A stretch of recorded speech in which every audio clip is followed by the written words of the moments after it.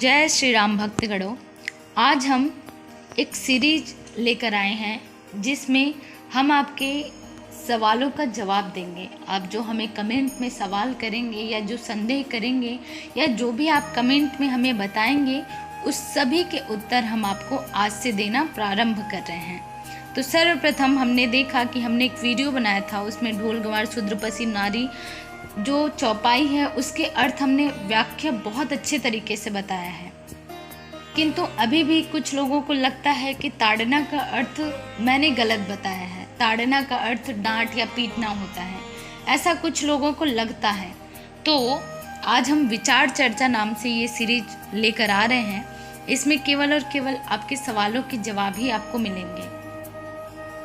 विचार चर्चा का अर्थ क्या होता है? विभिन्न विचारों की चर्चा, यानी कि आप जो सवाल या जवाब हमसे पूछेंगे करेंगे उसका हम आपको उत्तर देंगे।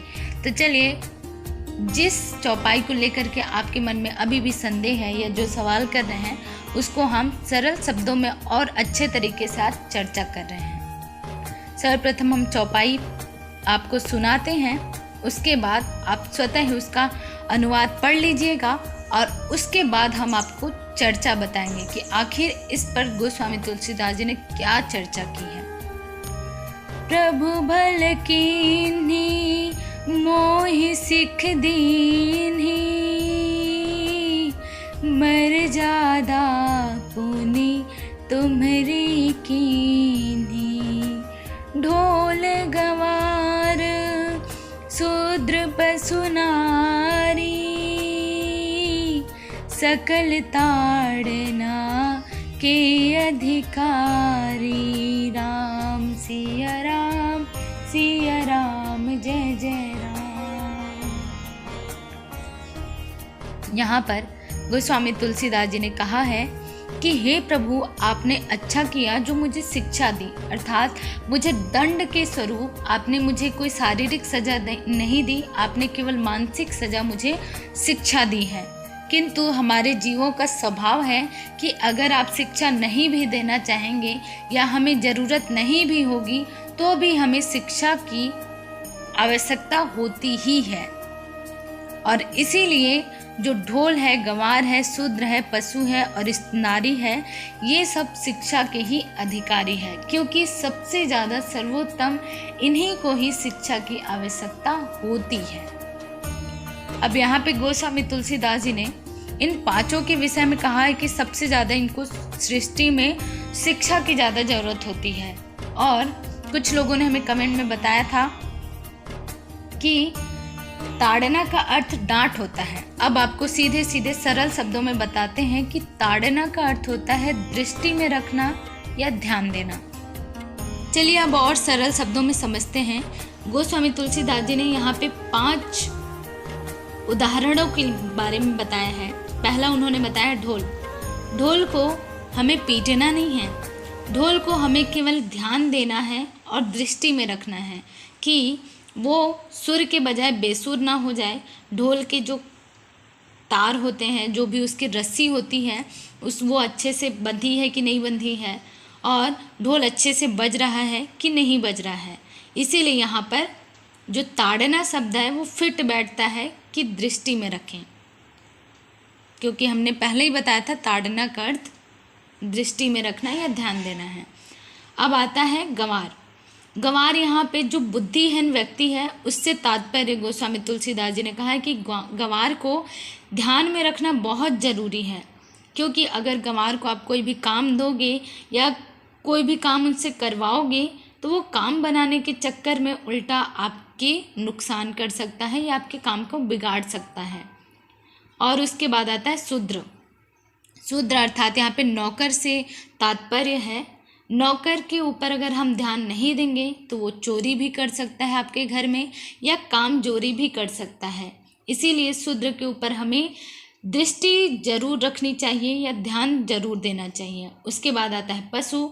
पशु को ताड़ना अर्थात ध्यान में रखना है कि हमारा पशु इधर उधर ना चला जाए, किसी का नुकसान ना कर दे, किसी की खेत में या खलिहान में जाकर के उसके अन्न दाना को ना चुग ले। इसीलिए पशु के ऊपर हमें दृष्टि रखना या ध्यान देना बहुत ज़रूरी है, ऐसा गोस्वामी तुलसीदास जी ने कहा है। और नारी, ज़्यादातर लोगों ने यही हमें यहाँ पर बोला है कि नारी को दंड देना या पीटना यही सही है, ऐसा कुछ लोगों ने हमें बताया।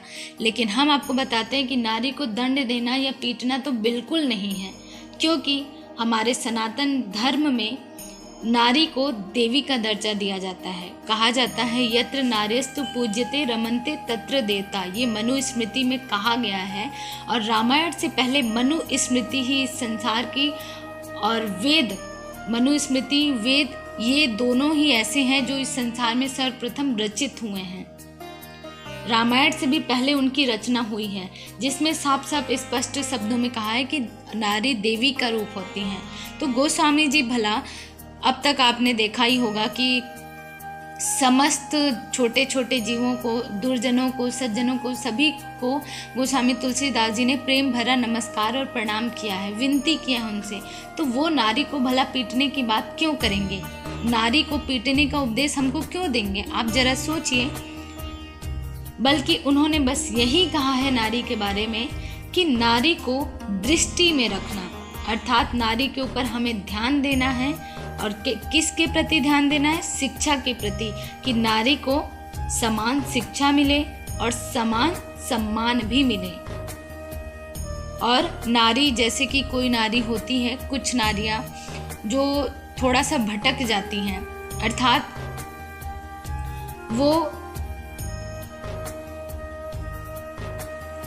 वो गलत राह में चल देती हैं, चोरी करने लग जाती हैं या झूठ बोलने लग जाती हैं, तो उसके ऊपर गोस्वामी तुलसीदास जी ने कहा है कि नारी को शास्त्र सम्मत कार्य करना चाहिए और वही उसके लिए उचित है।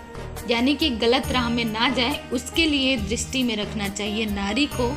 और शिक्षा के प्रति और सम्मान के प्रति उनको ध्यान देना चाहिए। इस प्रकार गोस्वामी तुलसीदास जी ने कहा है कि नारी के प्रति हमें सम्मान के मामले में ध्यान देना चाहिए, शिक्षा के प्रति उनको ध्यान में रखना चाहिए, दृष्टि में रखना चाहिए। और इसी प्रकार से गोस्वामी तुलसीदास जी ने समस्त पांचों उदाहरणों में यही बोला है कि सभी को दृष्टि में रखना चाहिए और सभी को ध्यान देना चाहिए, ना कि हमें इनको प्रताड़ित करना चाहिए या मारना चाहिए या पीटना चाहिए। और मेरे हिसाब से आप सभी को अब समझ आ ही गया होगा, और अगर नहीं आया होगा तो अब आप कमेंट नहीं करेंगे, बल्कि आप रामायण को स्वयं पढ़ेंगे, आपको समझ आ जाएगा। और अगर फिर भी नहीं आया तब आप कमेंट बिल्कुल कर सकते हैं। आज के लिए बस इतना ही, विचार चर्चा में बस इतना ही। अगर आपको और भी कुछ और नहीं समझ आया होगा या कुछ और आपको चर्चा करनी है, अन्य विषयों पे आपको चर्चा करनी है, तो आप बिल्कुल हमें कमेंट के जरिए बता सकते हैं। आज के लिए बस इतना ही। अगर आपको अच्छा लगता है तो आप इसको शेयर ज़रूर कीजिए और लाइक तो ज़रूर कीजिए, ताकि मुझे भी पता चलेगा कि कितने लोगों ने इसे समझा है और सुना है। और मेरे साथ बोलिए जय श्री राम।